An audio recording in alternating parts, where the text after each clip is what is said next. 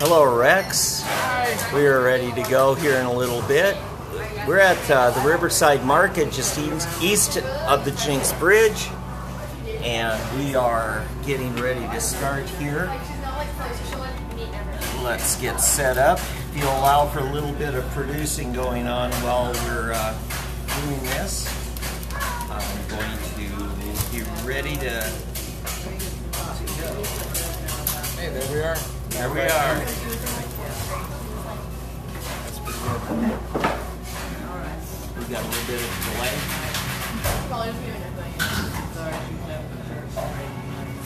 About 12 to 15 seconds, I'd say. Yeah. All right. Well, I'm here with Rex Lawhorn, Libertarian candidate for governor, and we're glad you came to join us. There will be plenty of others joining us as we go.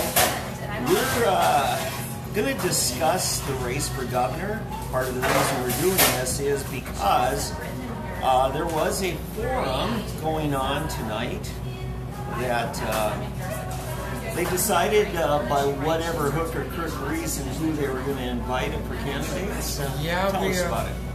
Made contact with them. We weren't invited to it, so we made contact with them last week and asked them, can we attend this event? And they didn't respond to our campaign. And through your webpage, we found out that Chris had also contacted them and said, what are the invitation criteria? And they didn't respond to him either. No, that's Chris Powell, who's Yes. of course also running, and Libertarian Party has a field of 3 candidates officially in the race, and Rex Lawhorn here from Tulsa is one of them.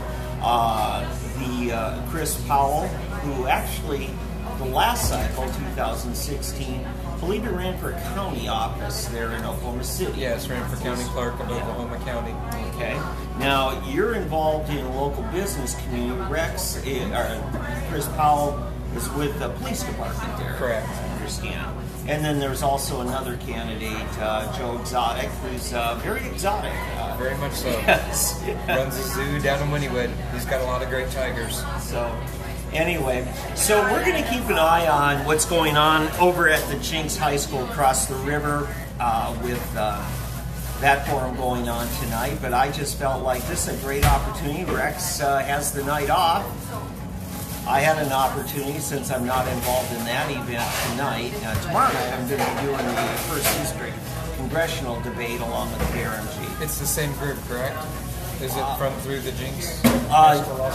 No, that one is going to be a bunch of conservative grassroots groups. My Tulsa Republican Assembly, the Tulsa 912 Project, and then the Tulsa Republican Men's Club are doing that. And we reached out to Russell Mills of KRMG just because he does a fantastic job. In fact, we did the governor's event there in February. I believe you were at that event. And that was the Republican primary. Now that event was just Republican candidates in design, whereas this one tonight, they invited Democrats, some Republicans, but no Libertarians. They invited whoever had polled at 5% or higher in a poll that they would not specify. Right. Now, how many media polls have actually polled Libertarian candidates? 0. So they basically it was a catch-22. Yeah, it was impossible for us to qualify for this particular event. All right. So anyway, I've known Rex for over a year now, and Rex has been involved in helping get the Libertarian Party back active in Oklahoma. He's one of several people who have been working on that. I know that was a rather expensive endeavor, wasn't it? I believe that they had to get $80,000 from the National Party, and they had to contribute a significant number of man hours in order to collect the petition signatures, right? Because our ballot access requirements are so incredibly high. Okay, so getting on the ballot to start out with signatures, that was a pretty involved process, but the legislature and the governor did a few nice things for you. I mean, we got to admit, there were some very good things. Yeah, lowering the threshold to maintain ballot access was significant, and we can say that it was a nice thing, but they were correcting a mistake before the Supreme Court corrected it for them. Yeah. Because we were generally regarded to have the most difficult retention requirements in the country. no one can ever expect a new political party to achieve 10% or higher on their first candidate ever. Right. Especially on a national campaign when they can't dedicate their time to a state of less than 4 million people. Okay. Yes, so last year, or was it 2 years ago, they actually dropped it from 10% to 2.5%. 2 years ago. Okay, 2 years ago. 2016. And then this year they did another thing. Instead of saying the top of every ticket of every general election has to reach at 2%, instead they said what? All statewide offices. So state auditor, state treasurer, state board of state joint Hoffmeister's position. Okay. Any of the state positions that So are statewide. if any one of them Yes. makes 2.5%, and now it's not every 2 years, it's every 4 years. It's right? every 4 years Okay. as well, right? Okay. So Gary Johnson, if they would have done that in 2016, Gary Johnson's results would have carried us through 2020. But my own and John Yider's will carry us through 2022 this year. So All right. we're never going to have a year where we don't meet the requirement again. Okay. At this point. So let's talk about Rex now. If you were to say your top 3 issues that you want to get your message out, could you just go ahead and I'll give you a few minutes to talk about it. Education, economic diversification, criminal justice reform. Those are the 3 areas that are going to have the greatest influence on the state in general as far as both socially and economically. Our education system is the reason that we're not growing economically. It's the reason that our students are leaving the state. Everything in a society hinges on the education system of that society. So the fact that we are running at 48th, 49th, 50th in the nation for a decade now, it's created an environment where nobody even wants to look at Oklahoma as a destination for their life or their business because they don't want to raise their family where they can't educate their kids. Companies don't want to come to a location where their employees aren't going to be happy. Plus, and on top of that, and this goes to the economic diversification also, we've been doing this thing where we're going to partially fund everything and not doing anything right. So we've also got a crumbling infrastructure, so on and so forth, etc. In order to diversify our economy and have a system where we're not running into these budget deficits because we don't have any revenues coming in, we've got to create an environment where people want to live and where businesses want to do business. And that's going to require funding the core services. It's going to require making sure that we've got a sound education platform that everybody is going to be find benefit to. Such things like the Epic Charter Schools. You know, we really need to expand on that model because they've been wildly successful in educating large numbers of Oklahoma kids, and they've been doing it for half the money of the traditional industrial schools that we're dealing with. Yeah. Okay, so, let me ask you, so the top 3 things, bullet points, what are they? Education, economic diversification of the economy, criminal justice reform. Criminal justice. Now, I expect, and a lot of other people think, and libertarians think, well, their top 3 issues are probably drugs, gays, and Muslims. Now, you're not. No. You didn't have to think about that, did you? That always catches me because I do hear that once in a while, but it's not been part of any serious discussions I've been part of. Okay. Okay, because there is a contingent in the Libertarian Party in Oklahoma that's very much about the social justice message. Yes. But some would say, and I think I've heard you say it, that that's not the only issue to define a libertarian by. Is that right? Yes, and I would take it even a step further and say that when you break it down to gay rights or Muslim rights or any specific group's rights, then you're not talking a libertarian message. That's something, whenever we use a term like Muslim or gay, we are using that to segregate a group of people. We collectivize people, and that is contrary to the libertarian message where we are all individuals first, who also happen to be these other things on top of it. So the libertarian message is, I'm all about social justice, but I'm all about justice for everybody. I'm about human justice, individual liberty. Gotcha. So, okay.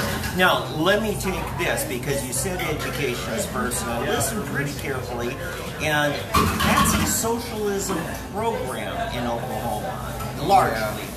And yet you're saying we really need to do what? We need to promote school choice. We need to restore that triad. The best education outcomes always happen when the decisions are made by the teacher, the parent, and the child. So when you have that education triad making all of the decisions for the education of that student, you're going to be the most successful. Okay, now those are all local entities. Exactly. Okay, what do you want the state to do more of or less of? Get the hell out of the way. Okay, that's putting it bluntly. Yes.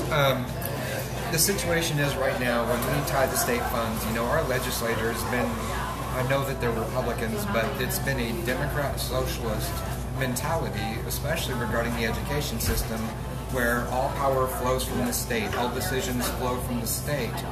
And they did that by segregating the funding. I mean, each individual public school system has 52 different revenue streams, and those 52 different revenue streams are allocated to a very specific function of that school. Yeah. So what we need to do is get out of that silo effect and remove that entire mentality, give them what they are due, and let the local school board and the superintendent, that's the whole reason we hired a superintendent, is to manage the individual functions of that school. And if they're trying to do that from the legislature, it's going to fail every time, and that's why we have a system that runs at 48, 49, and 50. But I think some of the reforms that you're advocating, for instance, you love the EPIC charter school model, which is an online delivery with tutors available at any time to help, but yet kids are allowed to, first of all, be educated in their own home. If you have problems with bullying at home, I'm sorry. Society, mom and dad going to have to fix that, right? Yes. Okay. But mom and dad have more control over the environment where their kids are. They have control over the environment, and they have control over the curriculum. And yes. that is what I think is most critical to that. Yes. Is because they can tailor their child's education to their natural wants and proclivities. Yeah. So if they are extremely talented in an area and they have a strong desire to study that area, they can tailor an education system that focuses on that and develops what they are good at. Yeah, that's true. In fact, talking to one of the founders a few years back, David Cheney, and I worked on some things together, and at that time, and things ebb and flow, but he said, we've got about 20 curriculums available,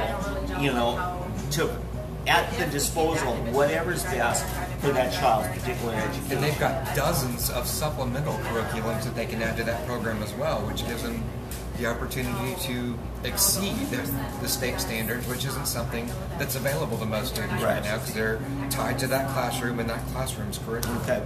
And EPIC right now gets about a little over $4,000 per student.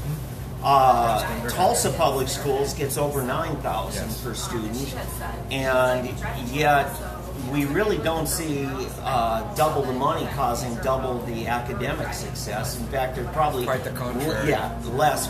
We have lower dropout rates and higher test scores coming from EPIC charter schools than from the average of the state. But if they've only got about $4,000 per student, they can't be paying their teachers anything, right? They're paying their teachers $63,000. They're the highest paid across the board. State. Yeah.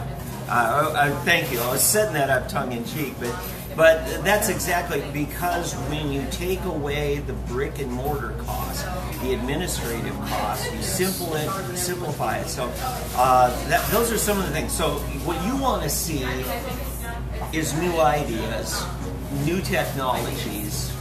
What else? How would you? Technology is a really important thing as well. Part of the thing that the teachers are upset about right now is the fact that they're lacking supplies, that they're lacking materials in their classroom. Their textbooks are 20, 30, 40 years old. My question is, why are we still using textbooks? Because a Chromebook in each student's hands is going to give them the most modern information and a diversity of information on the same topic. Yeah. And a textbook presents one picture of what they studied 20 years ago. Okay. So moving to a more electronic platform is going to be cheaper for the school system, and again, it's going to improve educational outcomes because the students are going to have better information and are able to tailor the information that they receive to what's available on the internet as opposed to what's available in the 300-page dictionary. Fair enough. All right, let's move on to some other issues.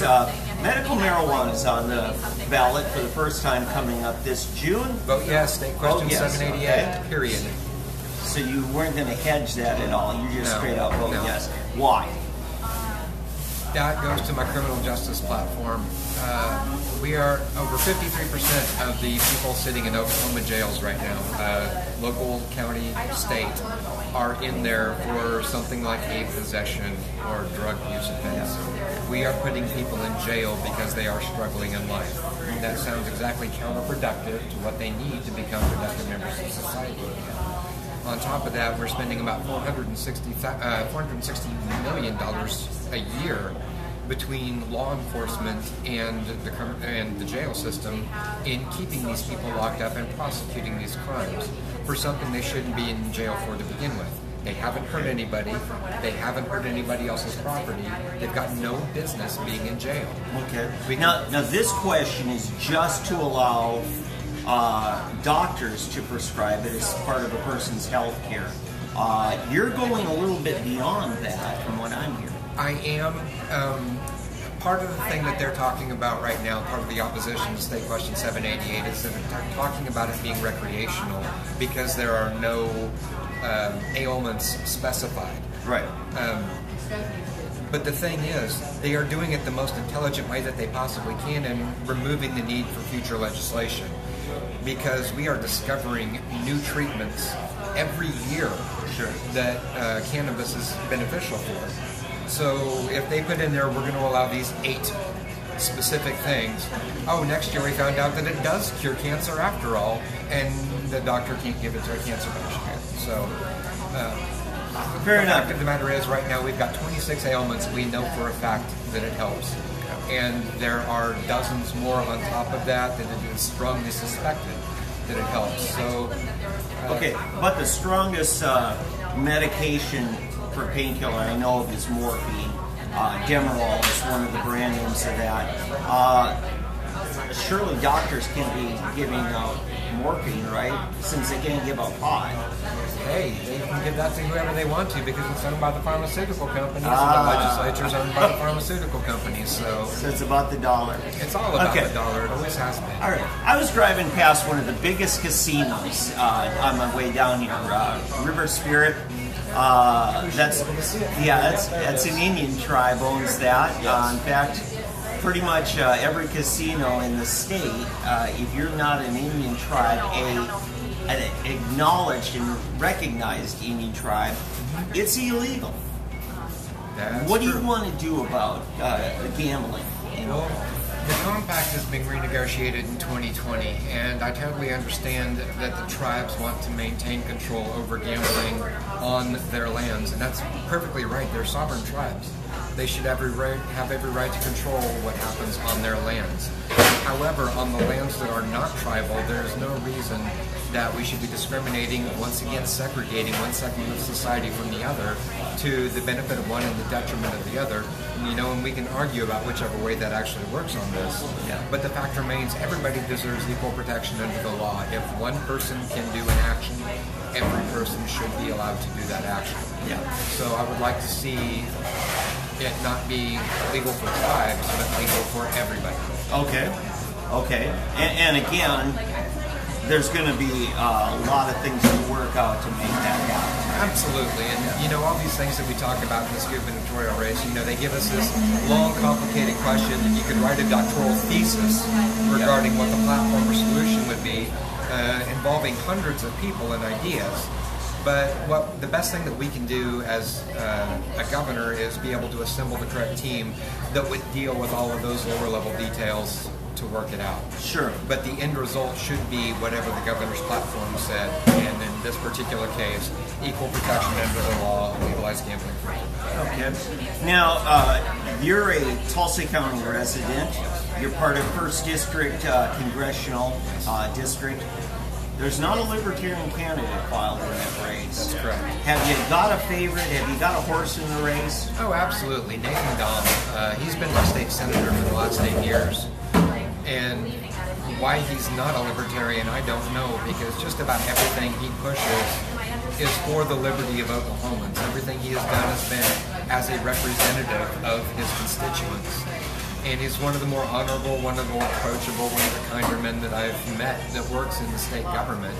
And despite the fact that he's taken a lot of heat, he still stood up for what he believes in. Nothing more evident than the whole deal over the constitutional carry this last session, at the end of the last session. And he's still fighting for it, he's still pushing for it, and he's a workhorse. So as a libertarian, and you would consider yourself fairly orthodox, pretty mainstream libertarian, at least in Oklahoma. You're telling me there are some current elected officials that you have come in that you feel like they are pretty close, or the Libertarian Party philosophy is pretty close to what we see with them. You said Senator Nathan Dahm. Are there any others? Yeah, Jason Murphy was another one that should have had a more active role in promoting him a couple of years ago. Jason Murphy, state representative for the Guthrie area. Yes. Okay. He's also a very liberty-minded individual that pushes for equal protection. And, neither one of them are strictly libertarian, and I'm not sure that anybody really is strictly libertarian. But, I met one guy on the internet. He told me he was the only one that was truly libertarian. Yeah, that's actually a running joke in our inner circle, is the fact that, if there's only one true libertarian, and it's me, and everybody else is a false libertarian. Okay. And you've heard that a lot here going in our local circles as well. Yes. With that group that you were discussing earlier. Yeah. All right. So, are there other things that maybe aren't your top three, but things that you think just are not being addressed? Agriculture. There's this whole idea that, any corporate business or any economic activity taking place within your state is beneficial for your state. And that's not the case. You have to have either the consumer or the producer inside of your state. We've got one of our gubernatorial candidates is talking about he's going to set up an export guru that's going to increase our exports. We already export everything that we produce, and most of it is raw materials. What we need to do, they talk about how we don't have consumers within the state. Well, we need to have producers within the state then, so start attracting people through economic diversification, fix our education, fix our infrastructure so a business wants to come here, and they can attract employees from out of state to come here, and they can take our raw materials, make consumer goods out of them. Then we can talk about exports, because we're going to get a lot more revenue off of that than we are off of exporting our raw materials. Another situation is our wind power. A lot of our wind fields, about a third of them are laying stagnant right now because there are no customers for them. They are overproducing electricity in Oklahoma. And the bad thing is a lot of their consumers are actually in Kansas, and the wind field is owned by somebody in Ohio. So somebody in Kansas is paying somebody in Ohio for using Oklahoma resources, and Oklahoma doesn't see any benefit of that. It's actually to our detriment, because we paid those wind energy companies tens of millions of dollars a year, hundreds of millions over the life of the whole project, to produce for out of state from somebody from out of state. So, okay. And then we exempted sales taxes on top of that, so we saw literally nothing from their production. If you're just joining us, this is David Vann, the publisher of Sooner Politics. I'm here with Rex Lawhorn. Rex is one of the Libertarian Party candidates for running for governor.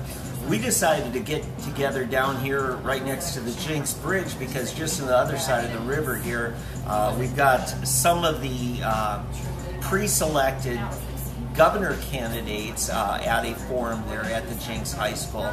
Rex, because he's a libertarian and nobody bothered to poll the libertarians, he did not have a 5% threshold. No one did, because no poll exists. So he was not invited. So I said, well, I'll do what I can to help us all better understand what the libertarian options are. And now, I want to ask you, going back to some social issues here. Sure. Right now, to get married, you need a license. Correct. Would you change that? I'm not going to have the power to change that, and I don't think any governor would have the power to change that. It's going to have to be something that comes from state question or from the legislature. But I would absolutely advocate for it. The state has got no business dictating love. I mean, if you think about it, the government tries to control every aspect of our life. And I understand why they felt the necessity for it, but the state should absolutely get out of that. Well, Todd Russ is one legislature has had his bill stalled out a couple of times. He wants to change it from a marriage license, which is permission to do that which is otherwise illegal, to a certificate where it basically just says it's registered down at the courthouse. We're acknowledging it's a certificate, much like a baby's born, we register. We don't get permission for it born, we just register the fact. Just so you've got the kind of protections, like, you know, my car is registered in the state, makes it hard for somebody to steal it. My home is registered, makes it harder for somebody to be a squatter on my land. So protects your legal rights okay. as being a married So person. as far as recording these acts, do you have a problem with that? On a theoretical level, yes, I do have a problem with that. Whether a person is married or not is not the business of the state. Okay. And we've ingrained it into our tax code, we've ingrained it into our legal code as far as property rights and everything is concerned, and they've made it so that marriage is an institution and not a declaration of love and commitment.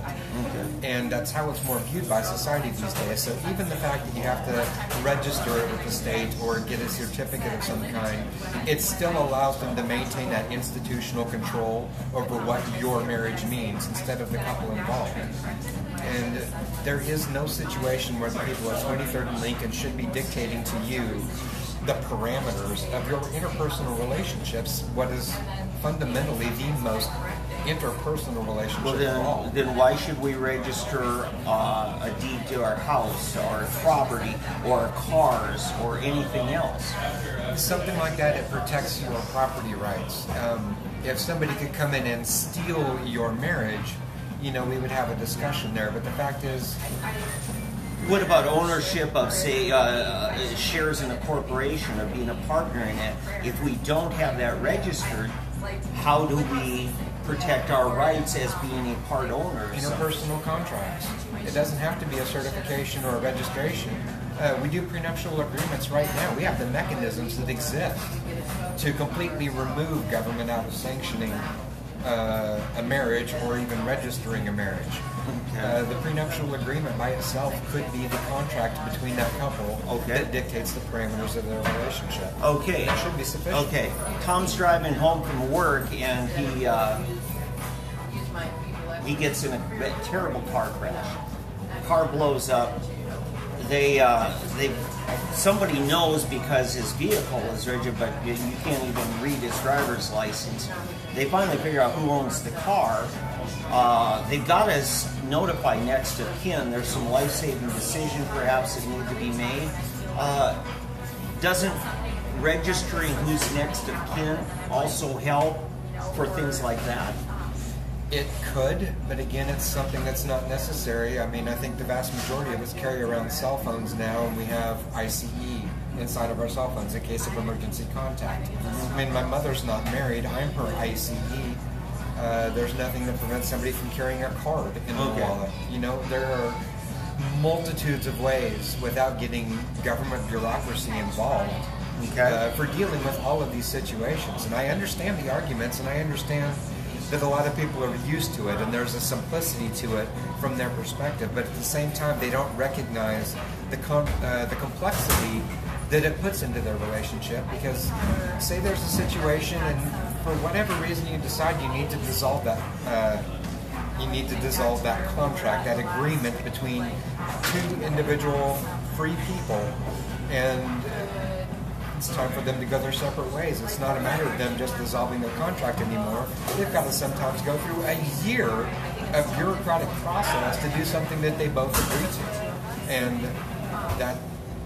that's just one of the complications that throws in that we've gotten used to. Okay, so you're saying the marriage license, there's a better way. You say it's going overboard.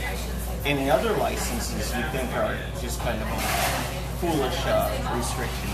Anytime we are putting a license on somebody where there is not full disclosure as to what is taking place, or where there is a better mechanism to do so, there should not be a state-issued license for it.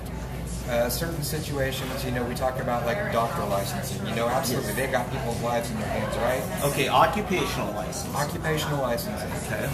And I'm going to talk about doctors specifically just because it's the most cut and dry. Sure. It's the extreme example. Yeah. People's lives are on the line. How many doctors do we have serving in the Oklahoma legislature right now? I know of 3. Okay, I two come to my mind. Ritz and Yen. Ritz and Yen, and someone in the Senate. Yeah, Yen's From down south. There was Dr. Reniger. Reniger. Yeah, he was Democrat. He's terming out. Yeah, you're right. So we got 3 there that I know of. So we've got 3 doctors sitting in a legislature of 100 plus people, and they are the ones determining whether or not a person is a good doctor. Yeah. Meanwhile, we have the American Medical Association, which is made up of doctors, staffed by doctors, teamed by doctors, and they are infinitely better equipped to determine whether or not someone is a good doctor. So what we would have as an alternative to occupational licensing is licensing by their trade organizations. Okay. They are infinitely more qualified to know whether or not a person is a good doctor. And then the state in that particular situation would be able to register their certification through their trade to say, yes, these people are approved by their trade. It's like the old German guild system, where whatever trade to join that guild to be certified, and that's something you put on your door, that I am a member of this guild, as whether I'm a blacksmith or whether I'm a whatever, a brewer, creamery, whatever. And let's take this a step further. What this does is it removes all of the laws that require that you have this specific set of requirements to participate in that occupation. So let's talk about teachers for a moment. Right now, you are required to get a degree. You are required to get student teaching a certain number of hours. You are required to teach under somebody else a certain number of hours. And then after that's all said and done, boom, you are now a teacher in the state of Oklahoma. Right, yes. So just because you spent that time in the classroom with the students, does that mean that you're going to be a good teacher?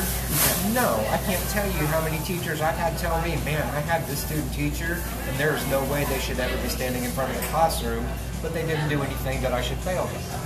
So by removing occupational licensing and putting in this trade organization certification process, what you allow is alternative forms of certification where people who don't necessarily go through the cut and dry process that's now required by the legislature, the teachers, the superintendents, the school boards are now going to be able to say, yeah, this person didn't do all that, but I have never seen a teacher that can reach students as well as this person did in the 3rd grade. We're going to give them a license, and they get that alternative certification. It frees up the market to reward people who are successful and to not reward people who have been unsuccessful.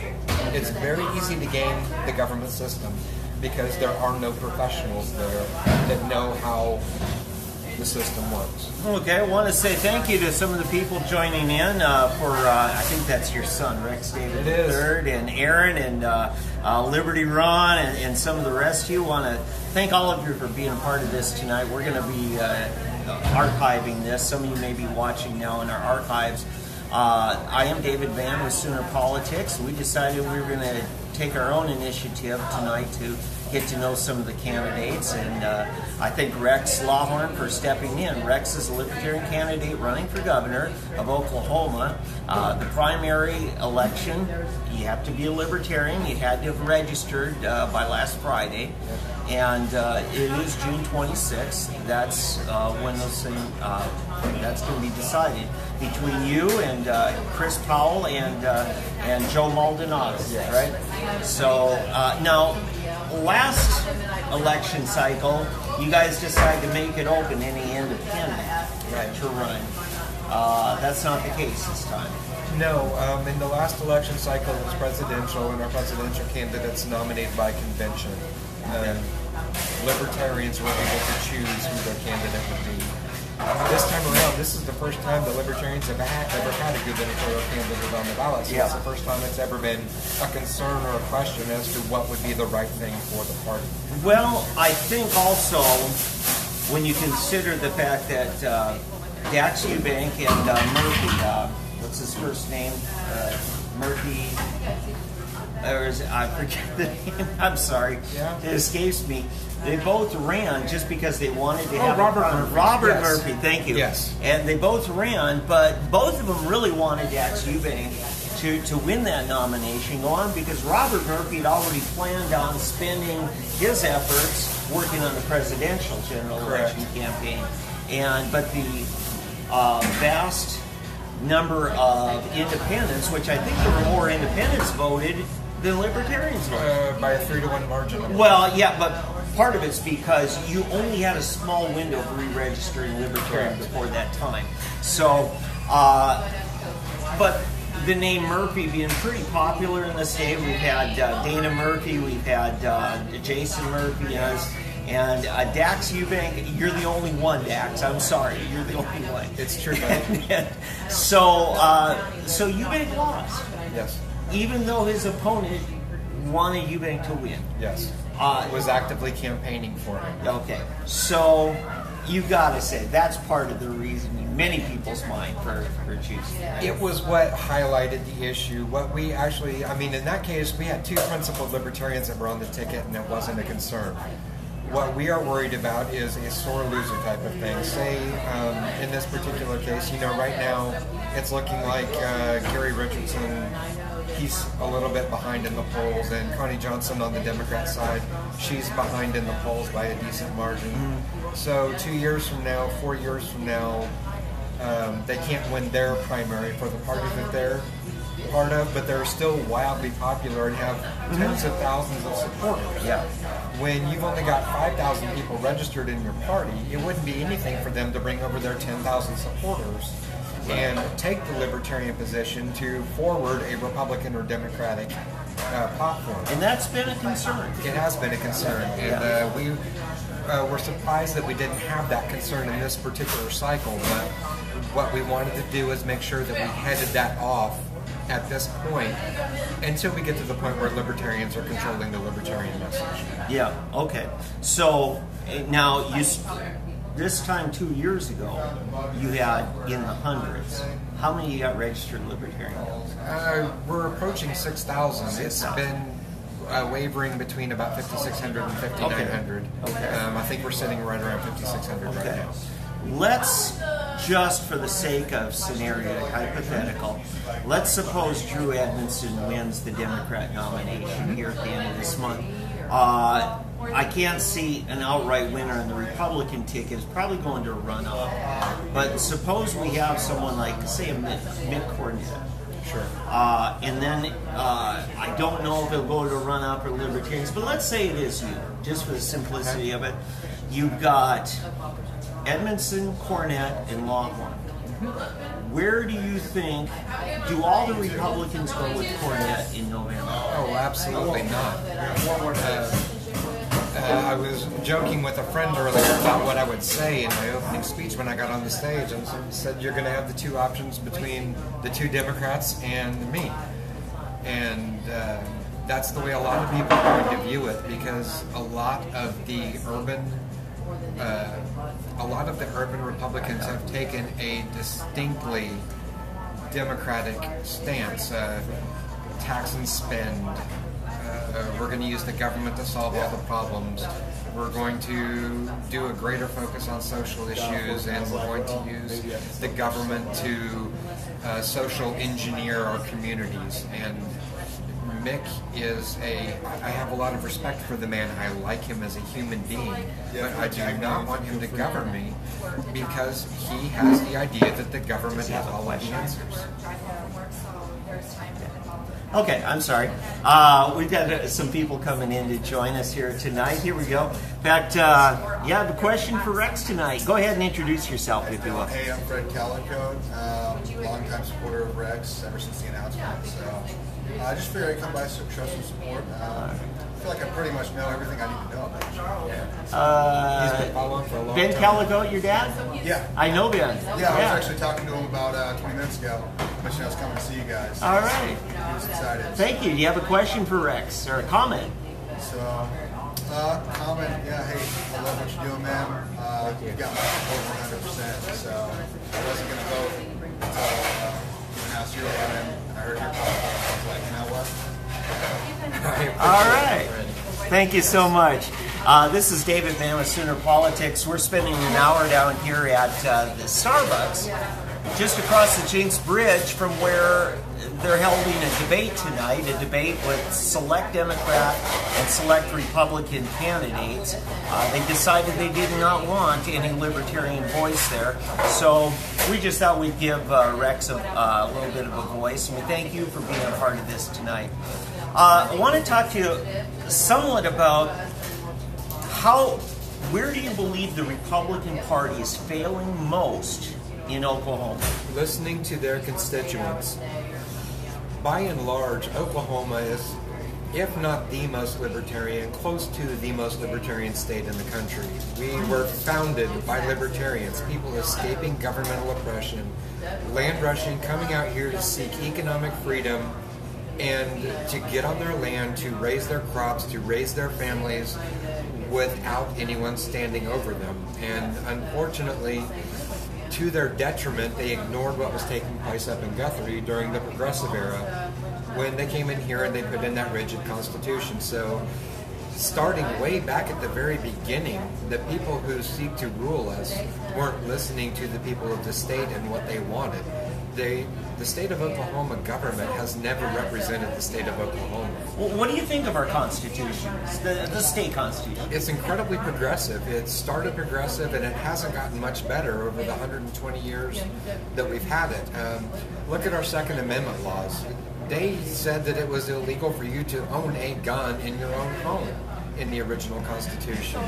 And through the effort of people like Don Spencer, you know, we've gotten a lot of those things rolled back, and you know, we've legislated our way around it. But we're still now, Don operating. Spencer, he's Yes. part of the OK2A, great group of Second Amendment rights advocates, Yes. and they're continuing today. I think they had a good year. They are truly an Oklahoma organization, right? 100%. Okay, so let's get back to the Constitution. How are we violating our state Constitution? I don't know that we're violating our state constitution like systemically. What about the 20-year state question? Right.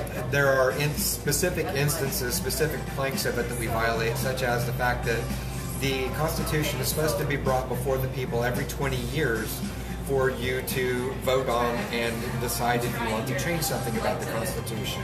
I think the last time that happened was in the 70s.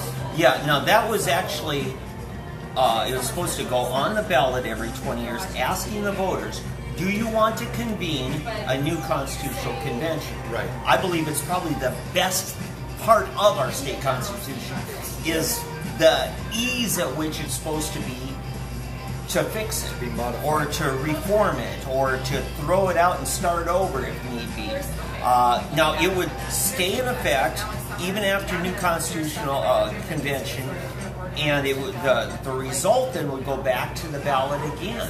People had a chance to read it and say, here's our old one, here's the new one, choose you this day, right? That would be fantastic. Okay, but we haven't been doing that. Whose fault is that? That's our fault. No. Yeah, We've what did got I to do? hold- You didn't. Okay, You didn't. you talk say to the our fault. representative. Okay. I started to Okay. say collectively, we have been a disengaged state, and part of that is our libertarian roots. You know, we just want the government to leave us alone. If they're not going to infringe on us, you know, we're not going to pay attention to what's going on. Okay, but specifically, the legislature is supposed to authorize putting that on the ballot, Correct. right? And they failed to. In fact, there's not yet been a floor vote in some 40 years. Right. What, 9 sessions now since the 20-year mark came up. Yes, you're right. Yeah, We've gone through 9 different administrations. Yeah. And not a one of them has managed to put it back on the ballot, but we haven't been calling for it. Right. Myself included, I am yet to hear a gubernatorial candidate get up there and say, hey, I'm going to make sure that the legislature brings back up the But let's give credit to a few people, because some of our lawmakers have. Nathan Dahm has been for years. Kyle Loveless, former state senator. In fact, I think he had probably one of the best written ones 2 years ago. Yeah. But over on the House side, let's see, Joe Newhouse, a freshman over here from Tulsa. Scott McEachin has also filed one in this last year. So there are some. We just need a lot more. Right. I mean, if we don't tell our legislator we want to see this, and if we can't, get it through committee and get it on the floor to get voted, it can never get to my desk, and I never get the chance to sign it. Good. So, but yeah, that's something we absolutely need to pay attention to. Another one.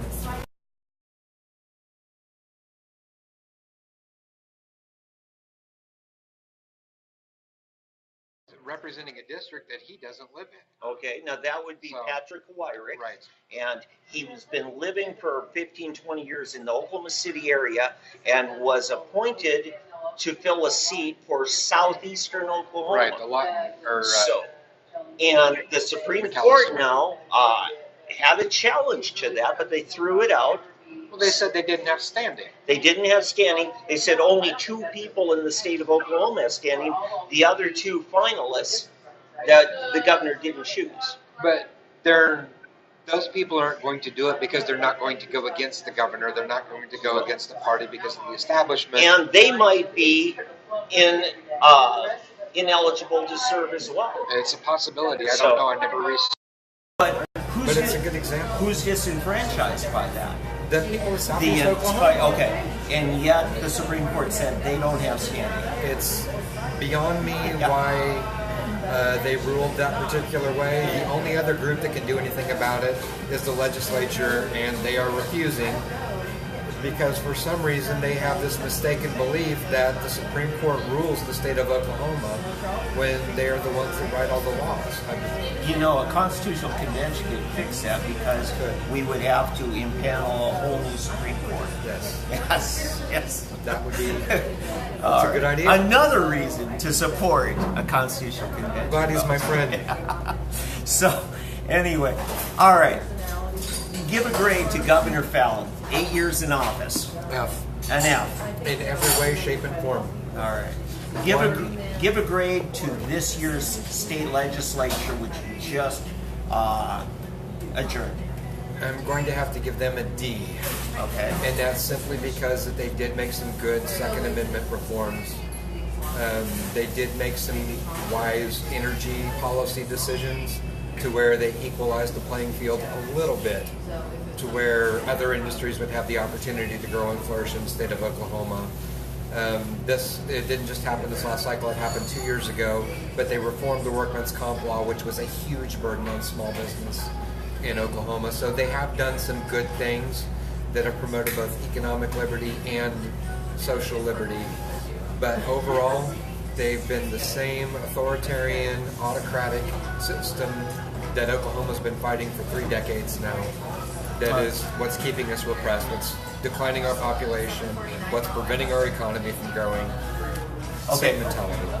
Now, I was at the Libertarian State Convention this year, end of March. I was there 2 years ago. Funnest political convention. I mean, sorry, Republicans, you just don't put them on like Libertarians do, okay? And I'm a Republican, okay? And but what I want to say here is I was really impressed by how well I was received as a Republican, especially when I came on behalf of Oklahoma Taxpayers Unite. And we are asking candidates to sign a pledge about fiscal conservatism, tax increases, the overall tax policy. You signed that. Absolutely. In fact, I was there. You signed, I believe, 2 of your colleagues that are also running, Chris Powell and William Cagle, have signed. Do you know, are there any others that have signed? Not to my knowledge. Okay. Another thing Oklahoma Taxpayers Unite is doing is called a veto referendum. It is one of the nice things I like about our Constitution.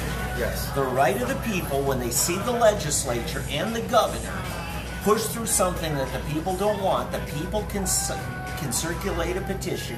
In this case, we need 41,000 signatures. If you haven't signed it, please sign it, okay? Please. Yes. And And if we get this on the ballot, probably this fall sometime, it will ask the people, do you want to keep that law, or do you want to throw it out? It is the ultimate overthrow by the people of that legislation. How do you stand on that? Absolutely.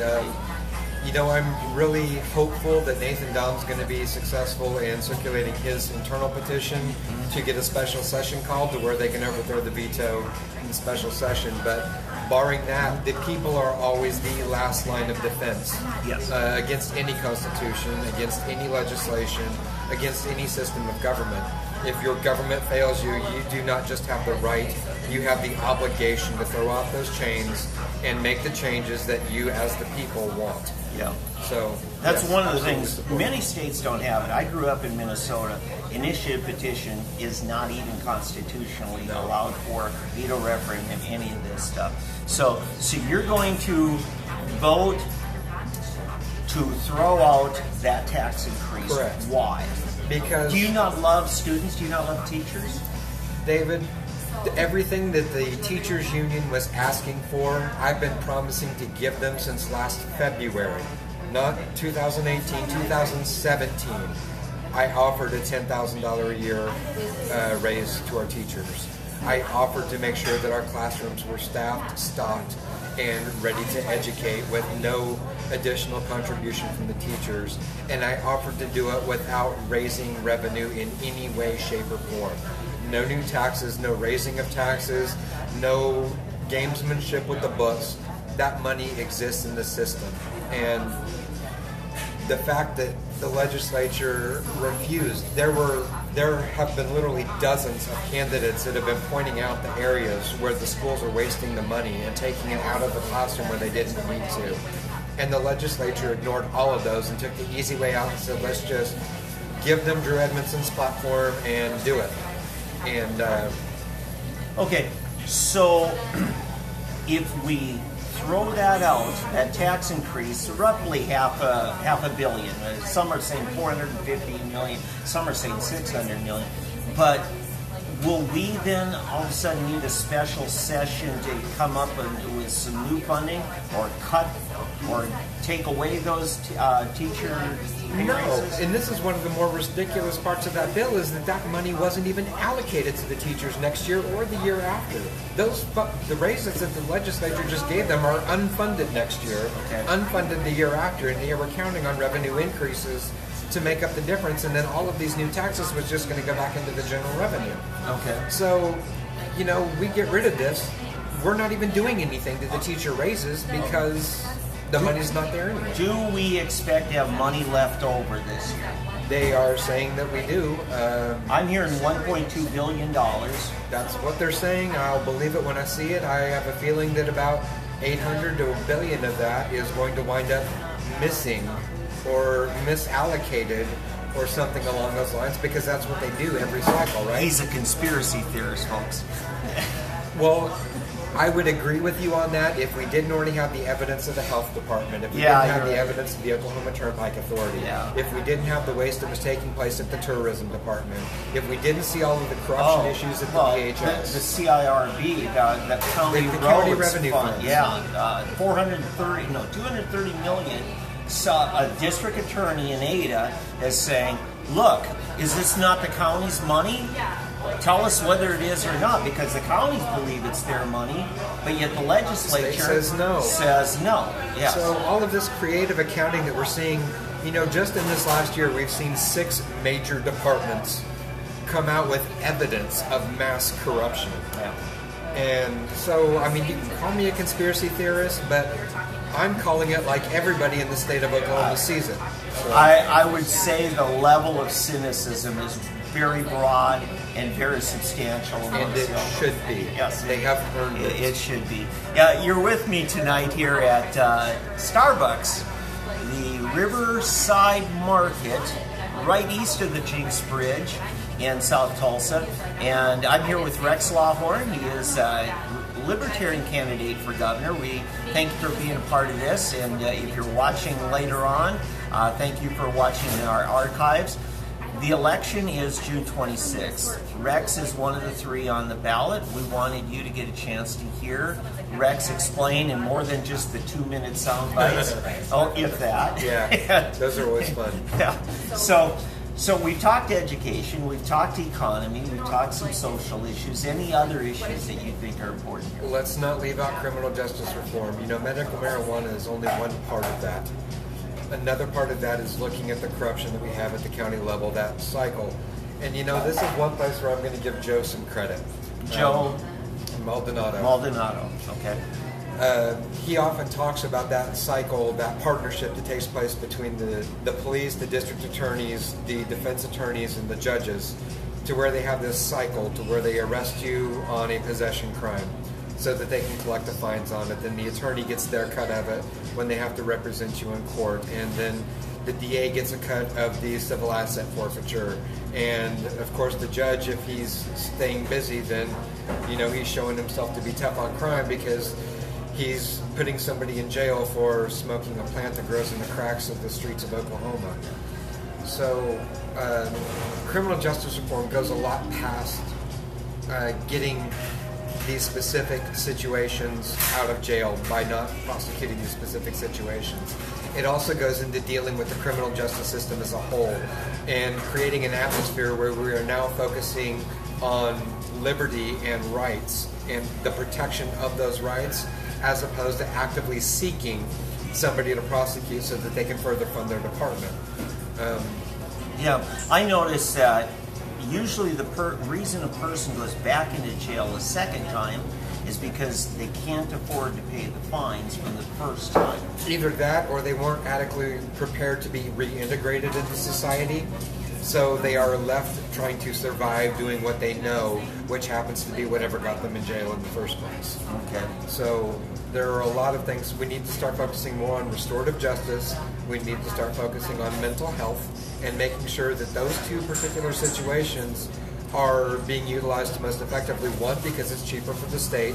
2, because it protects the individual liberties of the people who had their rights violated. 3, because it gives these people an opportunity to be able to perform in society again, to where they do not go back to jail, to where they avoid that system altogether. And we also need to start being able to pay attention to these situations before they become a problem. A lot of these problems could be solved if we could focus on it when they're children. If there were resources available for the mental health of children, as opposed to we're going to try to force you into this college pipeline, and if you don't make it into this college pipeline, you're going to go into the jail pipeline. So again, and this goes back to the education platform, a lot of people don't understand how the interconnection between all of these different segments of society and government play off of each other and how fundamentally entwined they are, and that you can't pluck this string over here without making the whole web vibrate. Yeah. So each of these are factors that we need to consider, and we need to be looking at the state in a holistic level and healing the state as a whole, because we can fix all the roads we want to. If we don't take care of the rest of it, the businesses still aren't going to come, the citizens are still going to leave. All right. One of our audience members, Ben Calico, or Fred Calico, had a comment. You want to follow up on that? Yeah, actually, I just had a quick question. Sure. You touched upon the fact that, we're basically reintegrating people into society who are unprepared, both in the fact that they may not have the mental health to be prepared for it, and that they may not have the training and skills necessary. Exactly. And a big part of that was, for me, I know I was in that school to college pipeline. Nobody mentioned trade school. Right. That was lower than us. That was low class. Yeah. And counselors, high school teachers, everybody. I'd be making 4 times what I made right out of high school if I had gone in as a mechanic or a plumber or a welder. Yes. So, would you like to push kind of the trade jobs, the backbone of our society, what we were built on? Yes. One thing that I have been actively promoting at pretty much every event are Swiss-style apprenticeships. And in Switzerland, the company will go work with the high school, and they will say, we want this many interns, and they will come into their company, and part of their education is spending 2 years working for this company at a specific job. So if these guys aren't in a college pipeline, at the time that they graduate, they have a job that they have 2 years of experience in lined up for them in a company that already knows them. The relationship already exists. And that's something that we should be promoting all over the United States. And that applies to trade jobs, that applies to office jobs, that applies to pretty much every field where those are available. And one, it lowers the cost of education again, because now they're getting on-the-job training. See, and that's a fallacy that our society has, is the fact that if you go to college and you graduate with a specific degree, you are set up and ready for a specific job. You know, I think part of the problem is everybody who teaches our kids and gets them ready for age 18 is somebody who did the college route. Well, right. We don't have, for instance, I remember in high school I had, they actually cheated. My public school district cheated, and they had a couple of guys who were masterful in the auto shop and in the wood shop, and that they didn't tell anybody. These guys didn't have college degrees, and somehow they got certified anyway. But they were some of the most influential teachers to the students down at the ag shop, the auto shop, the wood shop, the metal shop. And those are the kinds of people that I think we don't give our kids enough exposure to. So I think that's a great educational reform. We're going to go ahead and wrap this up. This is David Vann. I'm here tonight at the Riverside Market in just across the Jinx Bridge here in Tulsa. I'm with Rex Lawhorn. Rex is a candidate for governor. He hopes that you libertarians out there will give him a shot at this June 26th primary day. Thank you so much for being a part of this tonight. We hope to do this again sometime. Thank you so much, sir. Thank you, David. Appreciate you, everybody that's being a part of this. Good night, everybody. Yeah.